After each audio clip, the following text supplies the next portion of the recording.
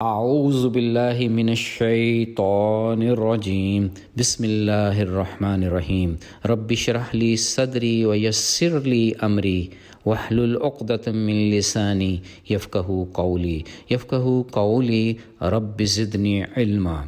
9 آیات پر مشتمل قرآن حمید فرقان مجید کا 14واں رکوع حقیقت میں ڈیوائن ڈیکلریشن یعنی ایک خوبصورت ربانی اعلان ہے اہل ایمان کے لیے کہ وہ یہودیوں کی طرح رعاینا یعنی ہماری رعایت کیجیے جیسے الفاظ استعمال نہ کیا کریں، بلکہ اس کے برعکس انظرنا کہہ لیا کریں۔ انظرنا کا مطلب ہے اپنی نظر کرم ادھر ڈالیں۔ دوسرا یہ کہ بات توجہ سے سنا کریں۔ اللہ رب العزت وضاحت فرما رہے ہیں کہ اہل کتاب اور مشرکین یہ ہرگز پسند نہیں کرتے کہ ہم پر ہمارے رب کی طرف سے کوئی بھلائی ہو۔ بہت ہی خوبصورت اعلان کہ اللہ جسے چاہتا ہے اپنی رحمت کے لیے خاص کر لیتا ہے۔ رکوع میں مزید اعلان کیا جا رہا ہے کہ اللہ تعالیٰ منسوخ شدہ آیت کی جگہ اسی طرح کی نئی یا اس سے بھی بہتر آیت لے آتے ہیں۔ وہ ہر چیز پر قدرت رکھتے ہیں۔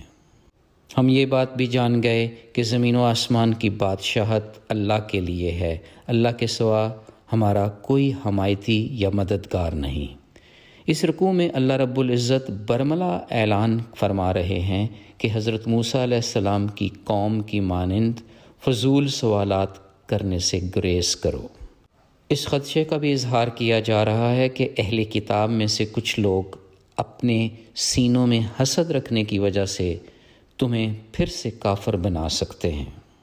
اس کے ساتھ ساتھ انہیں معاف کرنے اور درگزر سے کام لینے کی تعلیم بھی دی جا رہی ہے، یہاں تک کہ اللہ تعالیٰ اپنا فیصلہ لے آئے، وہ یقیناً ہر چیز پر قادر ہے۔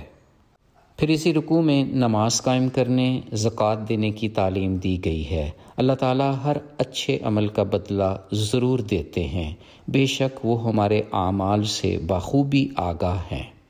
رکوع میں اس غلط فہمی کو بھی ختم کرنے کا اعلان ہے کہ صرف یہودی یا نصرانی ہی جنت میں جائیں گے۔ ان کے لیے چیلنج کا اعلان ربانی ہے کہ وہ اس دعوے پر کوئی دلیل تو لائیں۔ اس رکوع کے آخر میں خوشخبری سے لبریز ایک اور اعلان ربانی بھی ہے کہ اللہ کے ہاں اس شخص کے لیے اجر عظیم ہے جو رب کا فرما بردار ہو اور نیک کام کرنے والا بھی ہو۔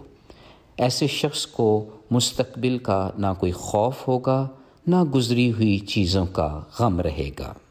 اللہ رب العزت سے دعا ہے کہ وہ ہمیں اپنی رحمت کے لیے چن لے، ہمیں تمام قسم کے خوف اور ہر نوعیت کے رنج سے پاک کر دے۔